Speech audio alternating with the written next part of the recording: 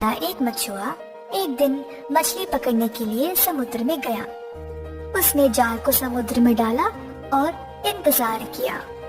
थोड़ी देर में जब जाल भारी लगने लगा, मछुए ने तब जाल को बाहर निकाला। जाल में एक दो मछलियों के साथ साथ एक शीशा भी अटका था। मछुआ शीशे को देखकर आश्चर्य हो गया और शीशे के ढक्कन को खोला। खोलते ही फुश से कुछ काला धुआं जैसे बाहर निकला। वो काला धुआं एक बड़ा सा बादल बना और उसमें से एक भूत निकल आया। मछुआ भूत को देखकर बहुत डर गया। भूत भयानक आवाज में जोर जोर से हंसने लगा और बोला, कई साल पहले मैं बहुत शक्तिशाली था। लोग मुझसे बहुत डरते थे, लेकिन एक जादूगर ने मुझे इस शीशे के अंदर फंसाकर समुद्र के अंदर फेंक दिया। बहुत सालों तक मैंने बाहर निकलने की कोशिश की, लेकिन मैं असफल रहा। आज तुम्हारी वजह से मैं फिर से बाहर निकल गया। मछुआ दंग रहा और कुछ भी बोल नहीं पाया। भूत फिर से बोलने लगा, परंतु मानव, अब मुझे तुम्हें मारना पड़ेगा। मेरे इस शीशे से आजाद होने के बारे में सिर्फ तुम जानते हो। मछुआ भयभीत हो गया। तब उसको अपने दादाजी की एक कहानी याद आई। फिर उसने बोला, प्रेतात्मा, मैं जानता हूँ कि तुम मेरी जान लेने वाले हो, लेकिन मेरी एक आखिरी ख्वाहिश है। भूत गुस्से से पूछा, क्या है तुम्हारी आखिरी ख्वाहिश, जल्दी बताओ। मछुआ बोला, प्रेतात्मा, तुम इतने बड़े पर्वत जैसे हो। मुझे समझ नहीं आया कि तुम इतने छोटे से शीशे में कैसे घुस गए। ये बात मेरी समझ के बाहर है। क्या तुम मुझे दिखा सकते हो कि ये मुमकिन कैसे है?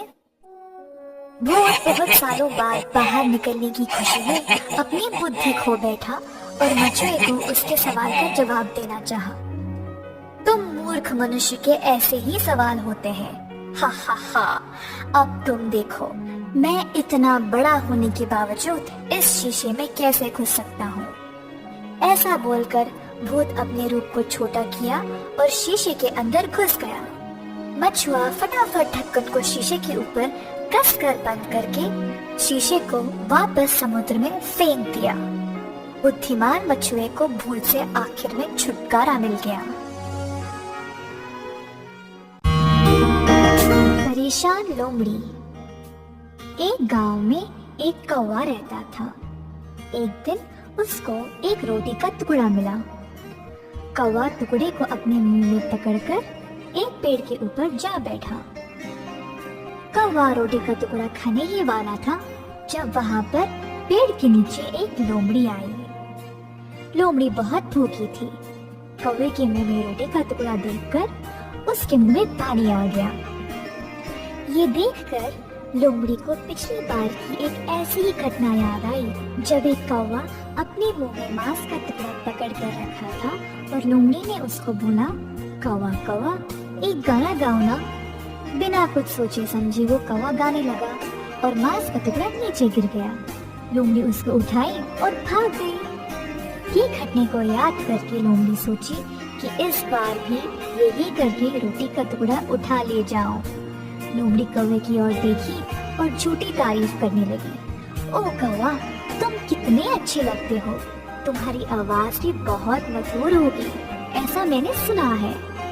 क्या ये सही है? ऐसा लोमड़ी बहुत मासूम तरीके से पूछी। कौवा लोमड़ी को जवाब नहीं दे पाया।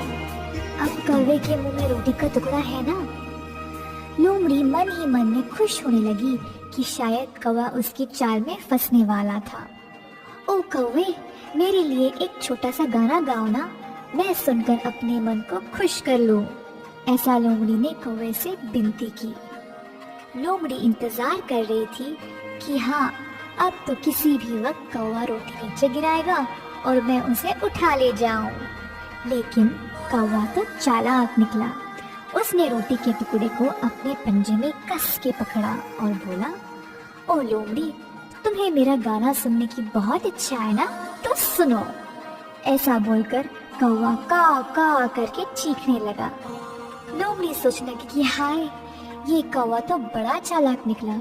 लोमड़ी बहुत निराश होकर वहां से चली गई। परेशान लोमड़ी को वहां से जाते हुए देखकर कौवा जोर से हंसने लगा। दफा हो जाओ यहाँ से शातिर लोमड़ी, तुम्हें क्या लगा कि मैं तुम्हारी चाल समझ नहीं पाया? लोमड़ी की चाल में फंसे कौवे की कहानी मुझे भी पता है। अंत में कौवा पेट भरकर रोटी के टुकड़े को खा गया और खुशी खुशी उड़ गया।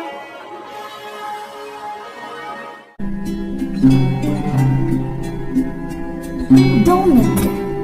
एक राज्य में विजयराज नाम का एक राजा था। वह बहुत कठोर और पत्थर दिल इंसान था। किसी की बात नहीं सुनता था। जो भी उसके विरुद्ध आवाज उठाता था उसको वह कठोर से कठोर सजा देता था। उस राज्य में रवि और शर्मा नाम के दो जिगरी दोस्त रहते थे। दोनों को एक दूसरे पर अंधविश्वास था। राजा के अत्याचार देखकर वे चुपचाप नहीं बैठ पाए। एक दिन रवि महाराज के विरुद्ध बात करने लगा। राजा के सैनिकों ने ये सुना और तुरंत रवि को गिरफ्तार किया और राजा के पास उठा ले गए। राजा के सामने भी रवि उनके विरुद्ध ही बात कर रहा था। राजा को इस बात पे बहुत गुस्सा आया और अपने सैनिकों को आज्ञा दी कि वे रवि को कारागार में बंद कर दे। इस बात का समाचार शर्मा को मिलते ही वह अपने दोस्त से मिलने कारागार आता है। ये क्या हो गया? तुम्हारे लिए मैं कुछ भी करूंगा, बताओ मैं तुम्हारी मदद कैसे करूं?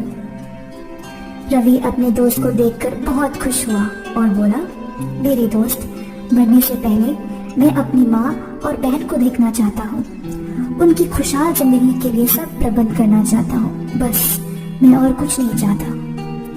तुरंत शर्मा राजा के पास गया और अपने दोस्त की आखिरी ख्वाहिश के बारे में बताया। राजकुमार, मेरे दोस्त रवि को कुछ दिनों के लिए आप जाने दो। जब तक वो वापस नहीं आ जाता मैं उसकी जगह ले लूंगा। राजा बोला, अगर तुम्हारा दोस्त फांसी के समय तक वापस नहीं आया तो सजा तुम ही को मिलेगी। शर्मा ने राजा की बात मान ली। शर्मा का अपने दोस्त पे इतना अंधविश्वास रखना ये देखकर राजकुमार आश्चर्यचकित हो गया। रवि को जाने देने से पहले राजकुमार ने इन दोनों की दोस्ती के बारे में पूछताछ किया और फिर राजी हुए।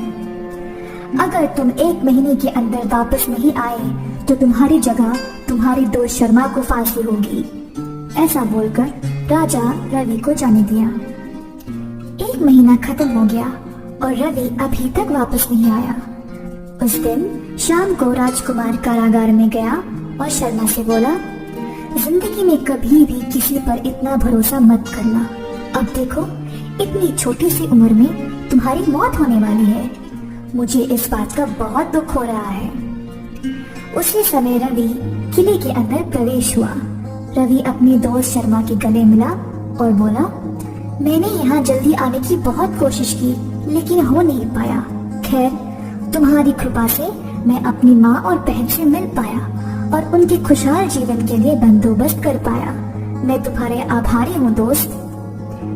राजा दोनों को देखकर बोला, आज तक मैंने ऐसी दोस्ती नहीं देखी जिसमें कोई अपनी जान को दाव पर लगा सका। मुझे बहुत गर्व है कि मेरे राज्य में ऐसे लोग भी रहते हैं। ऐसा बोलकर राजा दोनों रवि और शर्मा को वापस जाने दिया। उस दिन से राजकुमार बहुत प्यार और अच्छाई से राज करने लगा।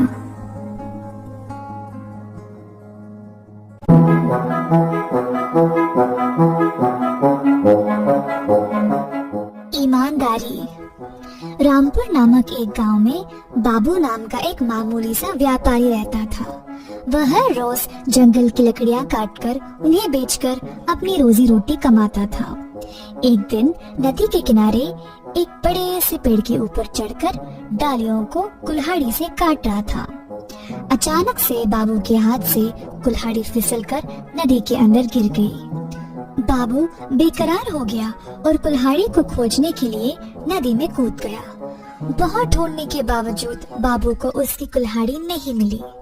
बाबू बहुत निराश हुआ और पेड़ के नीचे बैठकर भगवान से प्रार्थना करने लगा कि उसकी कुल्हाड़ी उसको वापस मिल जाए। उसकी प्रार्थना सुनकर गंगा देवी बाबू के सामने पेश आई। देवी बाबू से पूछी, क्या हुआ बाबू, तुम क्यों परेशान हो? बाबू ने जवाब दिया, देवी, मेरी रोजी रोटी कमाने का माध्यम सिर्फ मेरी कुल्हाड़ी थी, परंतु वो पानी में गिर गई। मैंने बहुत खोजा लेकिन मुझे नहीं मिली। देवी बाबू की बातें सुनकर नदी के अंदर गई और सोने की कुल्हाड़ी ले आई। देवी बाबू को वही सोने की कुल्हाड़ी दिखाकर पूछी, क्या तुम्हारी कुल्हाड़ी यही है?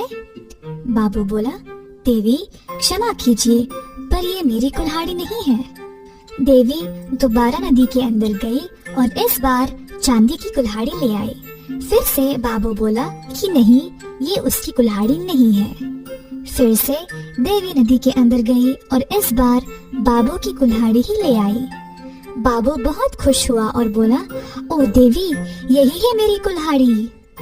बाबू की ईमानदारी देखकर गंगा देवी तीनों कुल्हाड़ियां बाबू के हाथ में सौंपकर गायब हो जाती है। इस कहानी से हमें ये पता चलता है कि बाबू अपनी ईमानदारी से ही धनवान बना।